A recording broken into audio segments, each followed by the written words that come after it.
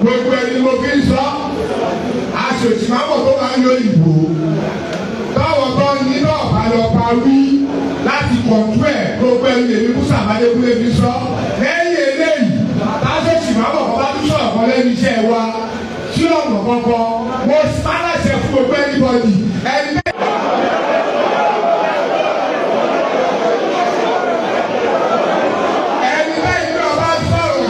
Hello, hi everyone. Welcome to Crossblog XTV. Please don't forget to subscribe, like, and share. Drop your comment down below. Hey, ó ti tún ṣẹlẹ̀ báyìí o. Istijaba ti jáde báyìí, ó ti ń sọ̀rọ̀, ó ti ń fò báyìí o.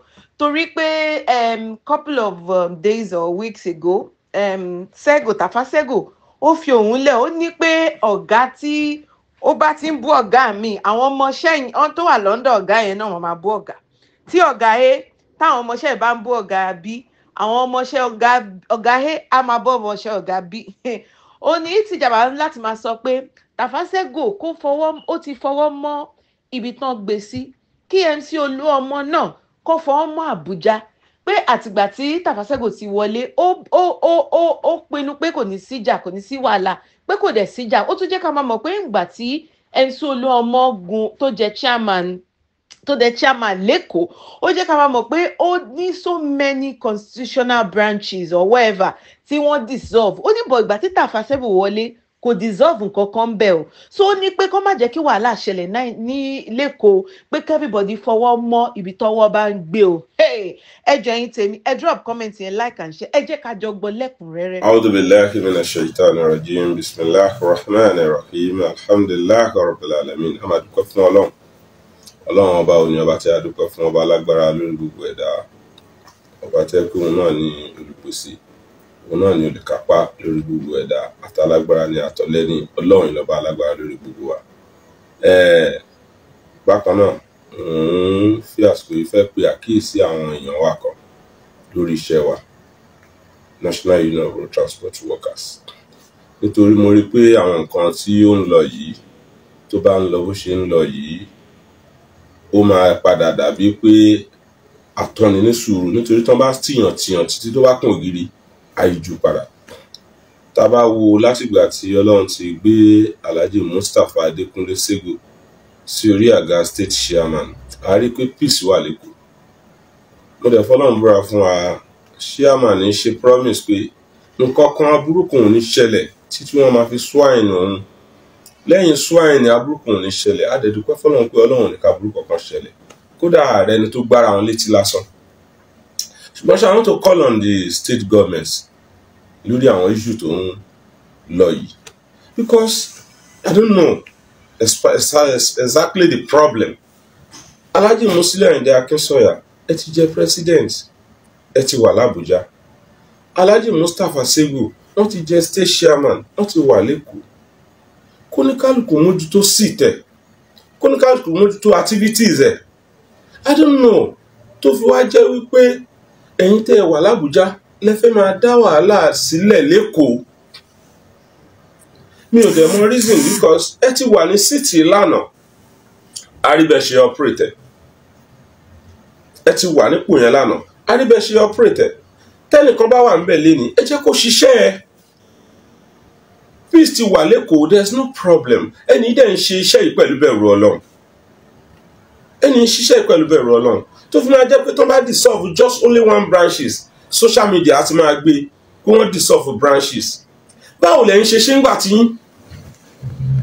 Nígbà tẹ́yìn jẹ́ state chairman, we have almost 200 branches in Lagos State lórí àwọn onímọ́tò. Ẹ jẹ́ state chairman, immediately tán swine ní ẹ dissolve gbogbo state, ẹ dissolve gbogbo branch yẹn látòkè délẹ̀. Kódà the worst of it ni pé ẹni tó jẹ́ present state chairman gbà kẹ́yìn tó di state chairman, ẹ dissolve branch ẹ̀. Láì tẹ̀ lè pé kékeré dialogue pẹ̀lú ẹ̀ pé you are the former state chairman, kí ni ká ṣe sọ̀rọ̀ branch yín, ẹ dissolve branch ẹ̀.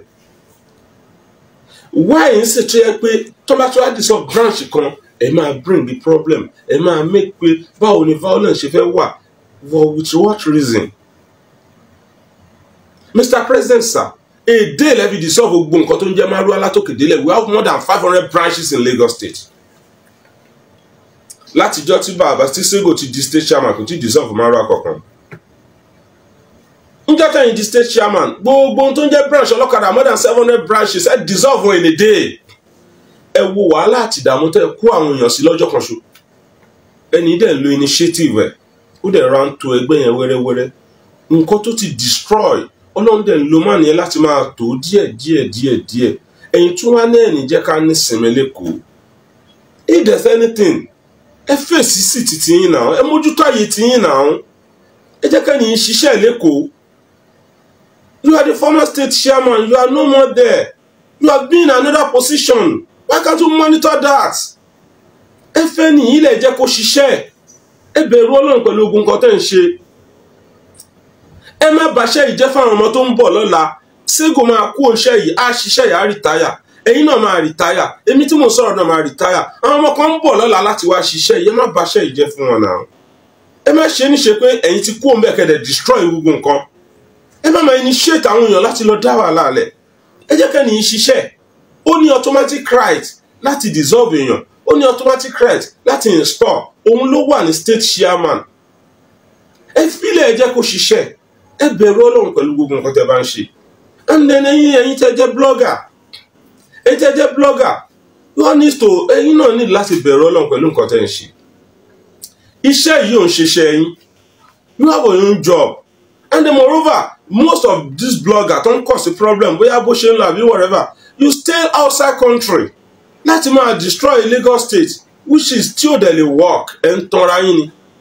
Ibi tọ́lọ́run bá ti destroy ẹnì kankan ò lè destroy ẹ̀. Èkó ti tutù, Èkó ti ń dùn, Èkó dẹ̀ máa dùn lọ́lágbára Ọlọ́run ni.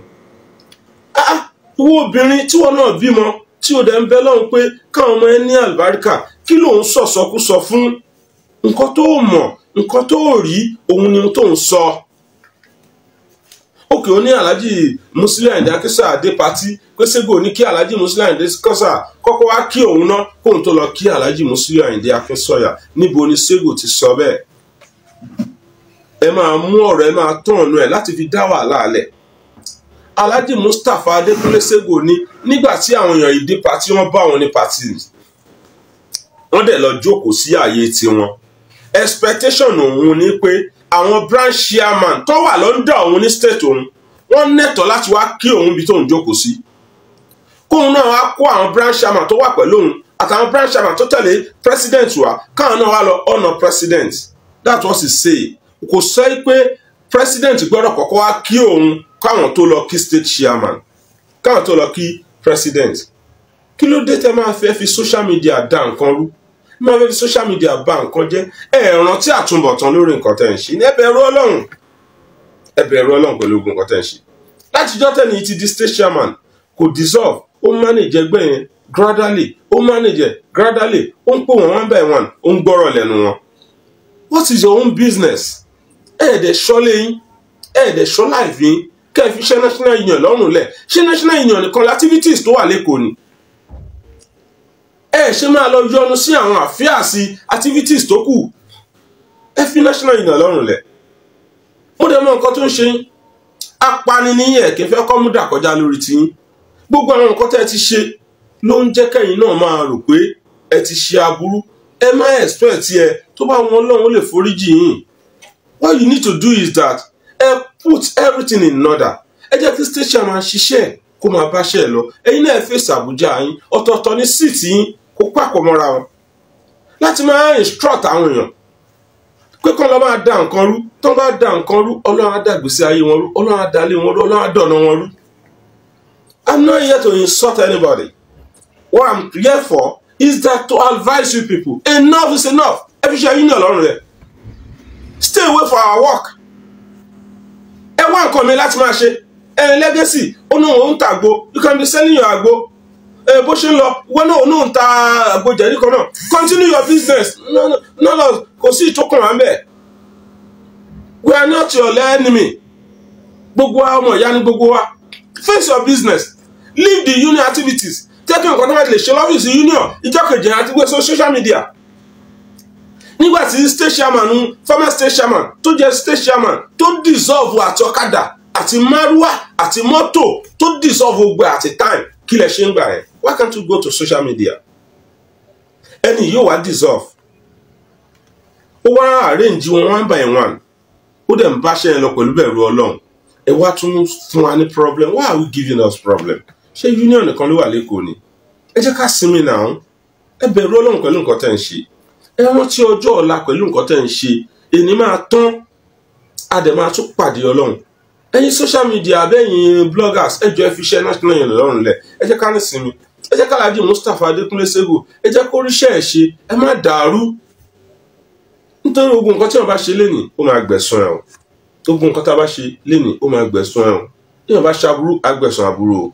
That's why I'm calling on Lagos State government. Ẹ bá wa wọ́n Mr. President, NURTW kan fi tiwọn ṣe tiwọn, kan fè kó lẹ̀. Àbújá lẹ́wà, ẹ má dèkó rú. Ẹ̀yin blogger náà tẹ́yìn náà wà nílùú òyìnbó, ẹ má wá bèkó jẹ́. Ẹ rántí pé ilé làbọ̀ sí mi oko, tẹ́ bá padà kúrò ní òyìnbó ẹ̀ ṣe ń bọ̀ nílé o, tẹ́ bá ti balẹ̀ jẹ́ ẹ̀ ní ríbi dé sí o. Ẹ fi iṣẹ́ wa lọ́rùn lẹ̀, Ọlọ́run á gbàdúrà wa o. Masala.